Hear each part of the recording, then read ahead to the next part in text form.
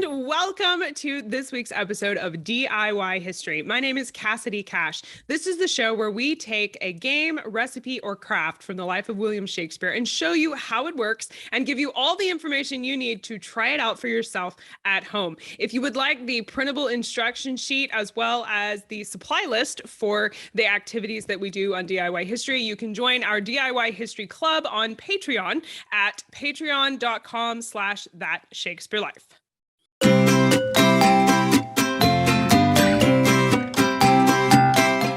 The name Knucklebones is derived from the ancient Greek version of the game when they actually used the knuckle bones of animals like sheep to play the game. Subsequently, it was played with a variety of items, but consistently it was played throughout the centuries with the phalanges of mammals. These items do look like dice when you separate them and throw them around. By medieval times, this game was still being played by kids, but the actual rules to the game varied significantly depending on which part of the world you were playing it in.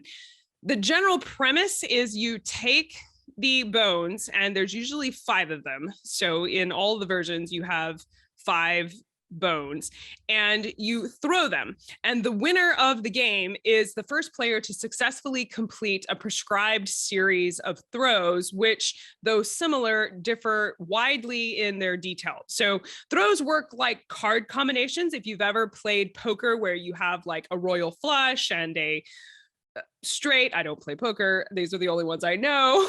But if you have, you have card combinations that you have 3 of the same card makes a set. The bones in Knucklebones have similar combinations that they are ascribed. And so you throw them, and then depending on the combination of bones that you have, it's worth a certain amount of points. It's not unlike playing Yahtzee with dice, really, except you're using bones. These different thrones, as I mentioned, they do have specific phrases to them, like you have a royal flush. In Knucklebones, you have peas in the pod and horses in the stable, frogs in the well, or riding the elephant was another phrase that I have found to describe certain sets of throws that you can get when you throw the bones and form these different combinations. In Central Asia, there are multiple kinds of games played with Knucklebones, including catching the thrown pieces on the back of the hand. That version of this game I've seen done a whole lot, but you also have flicking the pieces into each other. If you've ever seen someone play marbles where they take the big marble and kind of flip it on the ground into other marbles, they play it that way in Central Asia as well. In Israel, the game is played a lot like jacks, except instead of jacks in a rubber ball, you have a metal cube along with your Knucklebones, and you toss the cube instead of trying to bounce it. There's all kinds of variations. I found some from Korea and then some in China and Malaysia. Even Brazil has their own version. And for Shakespeare's lifetime in England, there were 2 methods of playing Knucklebones that I was able to track down. The first one, you take the bones and toss them up and you catch them in the back of your hand. Obviously, if you have 5 bones and you throw them up, you turn your hand over and you try to catch them on the back of your hand. Some of them are going to fall off and some of them are going to land. The ones that land on the back of your hand, depending on which side of the bone is facing down, you put them into different combinations that are worth points. That's one way to play it. The second way to play it would be it's called a chance game. Now, this is mostly like a gambling version, but you would take the Knucklebones and throw them on the table, either from your hand or if you put them in a cup and shake them up and then throw it down. Remember, I said a lot like Yahtzee. The values of the side on which they fell, you count them up, and the different shapes of the bones determined how many points it was worth. The convex narrow side was counted as 1. The convex broad side was counted as 3. The concave broad side was counted as 4, and the concave narrow side was counted as 6. Now, if you're as confused as I was when I read that the first time, let me give you a tip.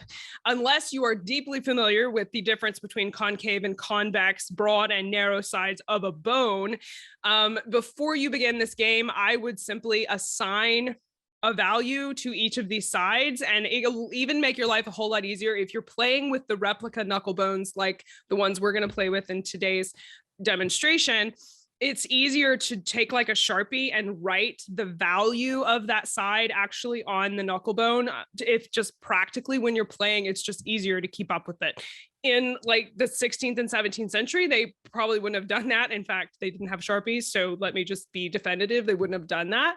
But they would just count them. But they're more familiar with concave and convex, I think, than we are. So if you're going to play this at home or in a classroom, consider labeling the points value just to make your life easier. And in fact, if you don't have replica knucklebones at all, you can follow the game that I'm going to show you today using a standard set of dice. So just go rob some dice from board games you've got stored in a closet somewhere, and you can pull this off. Today, we're going to use the Knucklebones to learn 3 ways to play the game. The first is to play it the pure chance way. The second is a game that was known to be played specifically by adults as opposed to children and revolved around betting. This is the version I feel like would have been most popular for Shakespeare's lifetime, given what I know about the 16th and 17th century and society's general propensity for gambling games in general. But the third is how the game is played actually in modern times, and that is a game that you may know as jacks. So I'll also show you the modern version as well.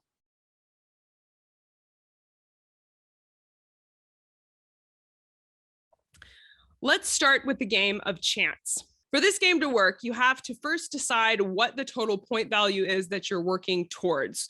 You can do this either by picking a point value that you're working towards, or you can select a certain set of combinations, like the first player to throw 2 frogs in a well wins the game.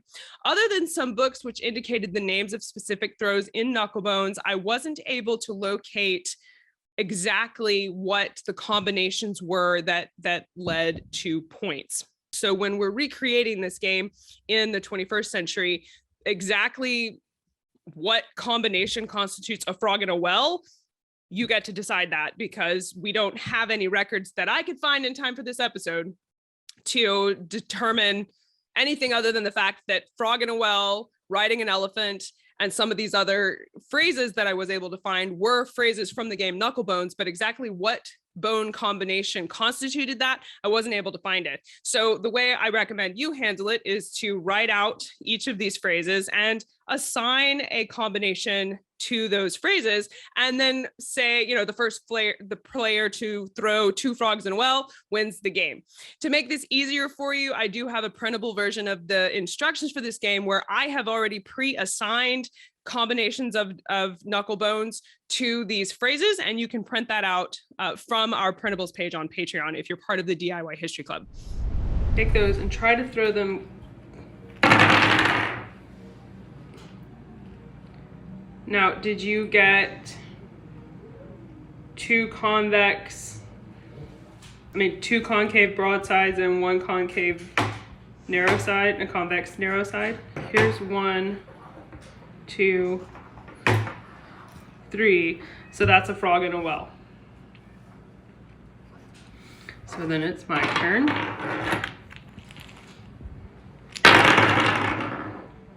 Could you bring those back?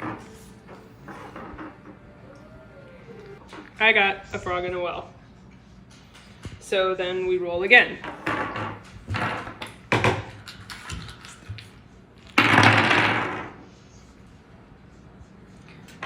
And you got no frogs in a well. So I have to get a frog in a well. Can you slide those back over here, please? And then I got... See, I got no narrow sides either. So we roll again.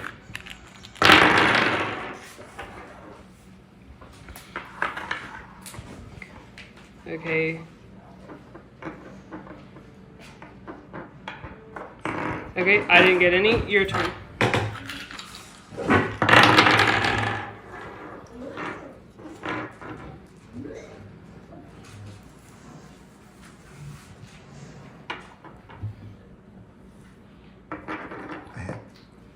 So then he rolled another frog in a well. So player 1 gets 2 frogs in a well, so he wins.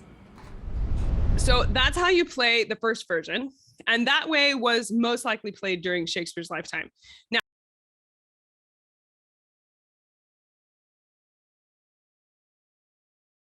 Now, the second way is the one that I feel like would have been hugely popular for the adults in Shakespeare's lifetime. And there were just innumerate, I'm not real sure if that's a word, but more than you can count ways to gamble in Tudor England. So I think this one would have been a hit.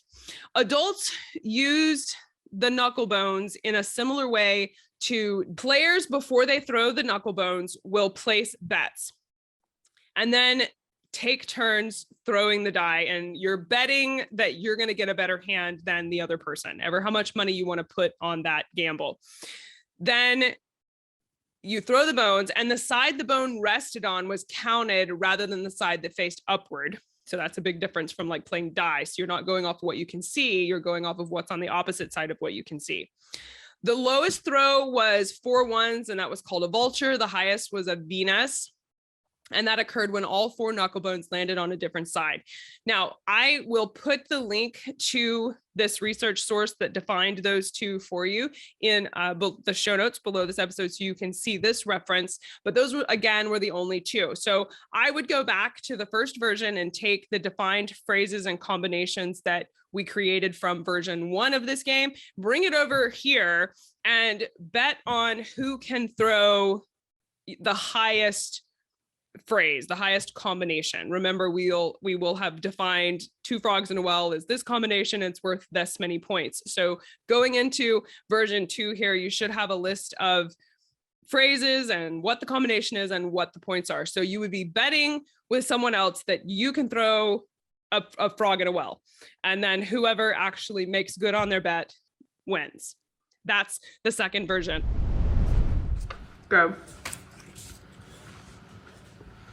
Now roll the dice. Okay, did you make any of the combinations? That not. Okay, and then you also made the riding the elephant, didn't you? No. No. Nope, you didn't get any of them. Okay. So roll again. Okay. Wait, that was jumping the frog.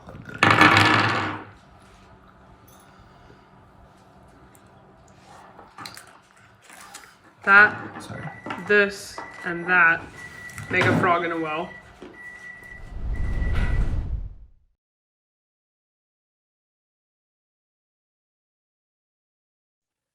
The last version is played exactly like the game Jacks. If you've ever played Jacks, I know my grandmother taught me to play Jacks when I was little. It's little metal spiky things that you have to bounce the ball and then pick stuff up. With Knucklebones, it works the same way. You do need a rubber ball. And to play Knucklebones like Jacks, you're going to need 10 Knucklebones. And I point that out because the recreated Knucklebones set that I'm going to link you to in the show notes comes with 5 Knucklebones. So to play the Jacks version with the Knucklebones, you'll need 2 sets. Once you have your Knucklebones, you just toss them out onto the floor. You want them to stay kind of close together, so don't fling them across the room or anything, but you dump them out, and it doesn't really matter what order they're in. Then what you're going to do is you and a partner, or you can just play this as a 1-person game, but if you're playing it with a partner, you take turns trying to get as close to 10 as you can by picking up the Knucklebones in order. So you take your rubber ball and you throw it on the table so that it bounces up in the air. While the ball is in the air, you try to pick up the Jacks and then catch the ball, or pick up the Knucklebones and catch the ball before the ball has a chance to hit the table again.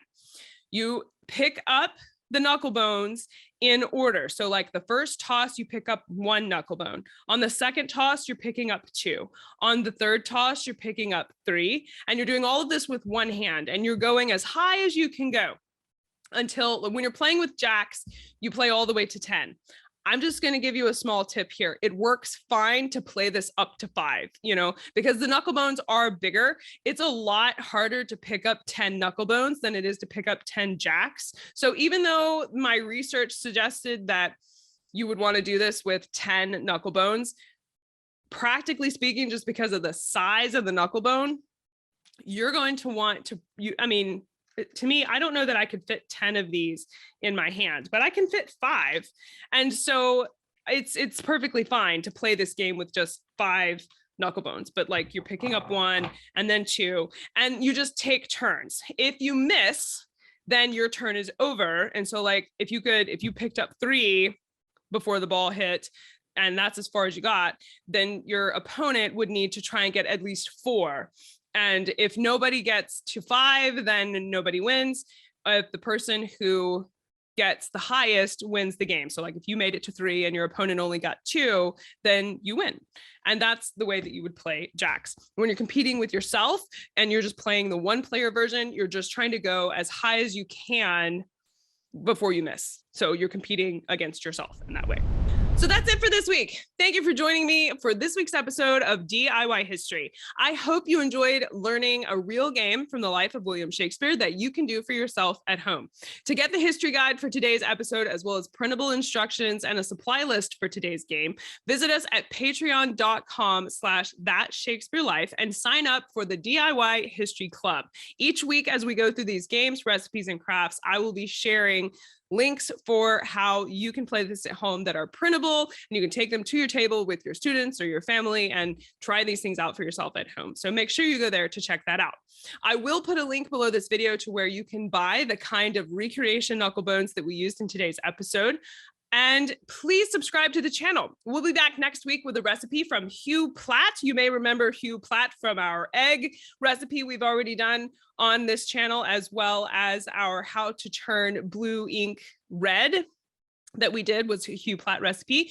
But next week, we're diving into his book called Delights for Ladies, in which he outlines a recipe for a soap ball that specifically is made to get stains out of linen. So we will be staining a linen as well as making the ball and testing it out to see if it really does get the stain out of linen. Come back next Saturday to see how it all works out. I'm Cassidy Cash, and I hope you learned something new about the Bard. I'll see you next time. Bye-bye.